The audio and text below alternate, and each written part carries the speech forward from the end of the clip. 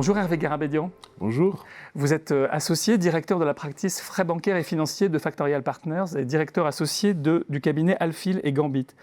Pourquoi faut-il bien choisir pour une entreprise le mode de financement d'un projet et quels bénéfices en attendre ?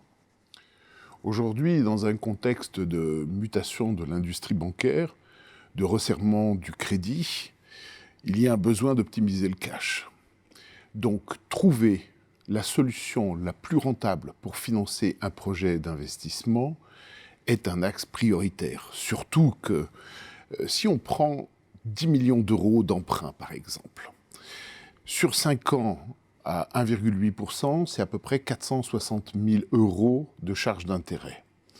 10 millions d'euros sur 7 ans à 2%, c'est 700 000 euros de charges d'intérêt.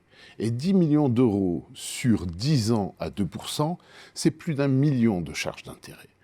Il y a donc un axe prioritaire d'optimisation de cette charge et donc de trouver une solution qui permet de modéliser, de benchmarker la solution la plus rentable pour financer un projet d'investissement. Surtout que les partenaires financiers ont tendance à vendre leurs produits plus que le besoin et de répondre aux besoins de l'entreprise et de coller une solution qui soit rentable par rapport à ce besoin.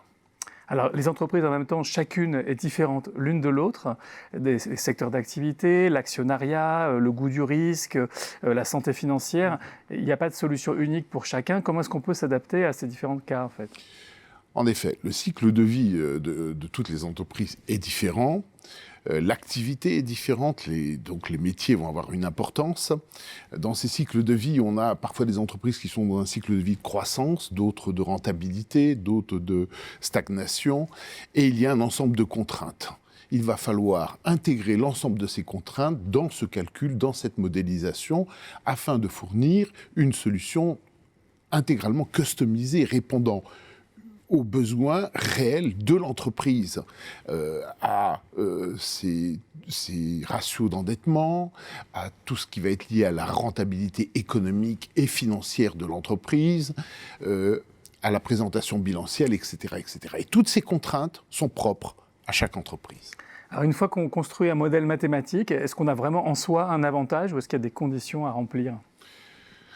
Alors, le modèle mathématique, il a l'avantage d'exposer les choses comme une équation en prenant l'ensemble de ces contraintes, l'ensemble de ces paramètres, de les mélanger et de fournir une table décisionnelle au management, une table objective, en présentant les différentes solutions de financement, leur rentabilité par rapport au projet d'investissement.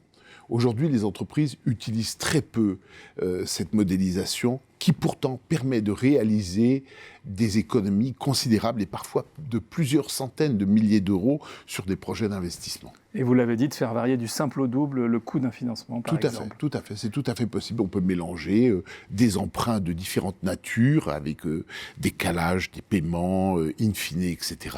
Plus du crédit bail, plus du financement, de l'autofinancement par exemple, ou d'autres choses. Et les solutions sont personnalisées pour chaque entreprise.